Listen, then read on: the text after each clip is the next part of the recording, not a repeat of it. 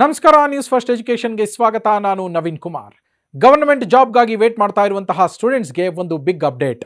ಕೃಷಿ ಇಲಾಖೆಯಲ್ಲಿ ಖಾಲಿ ಇರುವಂತಹ ಗ್ರೂಪ್ ಬಿ ಮತ್ತು ಸಿ ವೃಂದದ 945 ಹುದ್ದೆಗಳನ್ನು ಮುಂದಿನ 3 ತಿಂಗಳ ಒಳಗೆ ಭರ್ತಿ ಮಾಡಲಾಗತ್ತೆ ಅಂತ ಸಚಿವ ಎನ್ ಚೆಲುವರಾಯಸ್ವಾಮಿ ಅವರು ಸದನದಲ್ಲಿ ತಿಳಿಸಿದ್ದಾರೆ.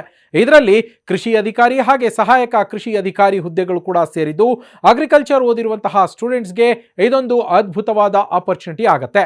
ಈ ರಿಕ್ರೂಟ್ಮೆಂಟ್ ಪ್ರೊಸೆಸ್ ಬಗ್ಗೆ ಡೀಟೇಲ್ ಆಗಿ ನೋಡೋದಾದ್ರೆ, ಕೃಷಿ ಇಲಾಖೆಯಲ್ಲಿ ಕೊನೆಯದಾಗಿ ನೇಮಕಾತಿ ನಡೆದಿದ್ದು 2018ರಲ್ಲಿ. ಆಮೇಲೆ ಯಾವುದೇ ಹೊಸ ಜಾಬ್ಸ್ ಅನೌನ್ಸ್ ಆಗಿರಲಿಲ್ಲ. ಮೊದಲು ಕೆಪಿಎಸ್ಸಿ ಮೂಲಕ 945 ಹುದ್ದೆಗಳಿಗೆ ನೋಟಿಫಿಕೇಶನ್ ಅನ್ನ ಹೊರಡಿಸಲಾಗಿತ್ತು.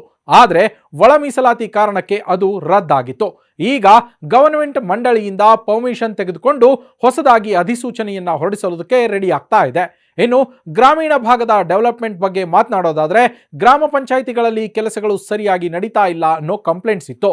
ಕಳೆದ 5-6 ವರ್ಷಗಳಿಂದ ಪಂಚಾಯಿತಿಗಳಲ್ಲಿ ನೇಮಕಾತಿ ನಡೆಯದ ಕಾರಣ ಸ್ಟಾಫ್ ಕೊರತೆ ಉಂಟಾಗಿದೆ. ಇದರಿಂದ ಹಳ್ಳಿಗಳಲ್ಲಿ ಸಾರ್ವಜನಿಕರು ತಮ್ಮ ಕೆಲಸಗಳಿಗಾಗಿ ಅಲೆದಾಡೋ ಪರಿಸ್ಥಿತಿ ಬಂದಿದೆ ಅಂತ ವಿಧಾನ ಪರಿಷತ್ನಲ್ಲಿ ಮೆಂಬರ್ಸ್ ಸರ್ಕಾರದ ಗಮನಕ್ಕೆ ತಂದಿದ್ದಾರೆ. ಇದಕ್ಕೆ ರೆಸ್ಪಾನ್ಸ್ ಕೊಟ್ಟಿರುವ ಸಚಿವ ಪ್ರಿಯಾಂಕ್ ಖರ್ಗೆ ಅವರು ಗ್ರಾಮ ಪಂಚಾಯಿತಿಗಳಲ್ಲಿ ಖಾಲಿ ಇರುವ ಬಿಲ್ ಕಲೆಕ್ಟರ್ ಹಾಗೂ clerk come data entry operator ಹುದ್ದೆಗಳನ್ನು ಶೀಘ್ರದಲ್ಲೇ ಭರ್ತಿ ಮಾಡಲಾಗುತ್ತೆ ಅಂತ ಪ್ರಾಮಿಸ್ ಮಾಡಿದ್ದಾರೆ.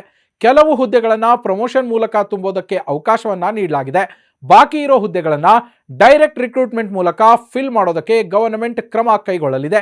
ಸೊ ಸ್ಟೂಡೆಂಟ್ಸ್, ಅಗ್ರಿಕಲ್ಚರ್ ಮತ್ತು ಪಂಚಾಯತ್ ರಾಜ್ ಡಿಪಾರ್ಟ್ಮೆಂಟ್ನಲ್ಲಿ ಕರಿಯರ್ ಲ್ಯಾಂಡ್ ಮಾಡಬೇಕು ಅನ್ಕೊಂಡಿರೋರು ಈಗಿನಿಂದಲೇ ಪ್ರಿಪರೇಷನ್ ಸ್ಟಾರ್ಟ್ ಮಾಡಿ.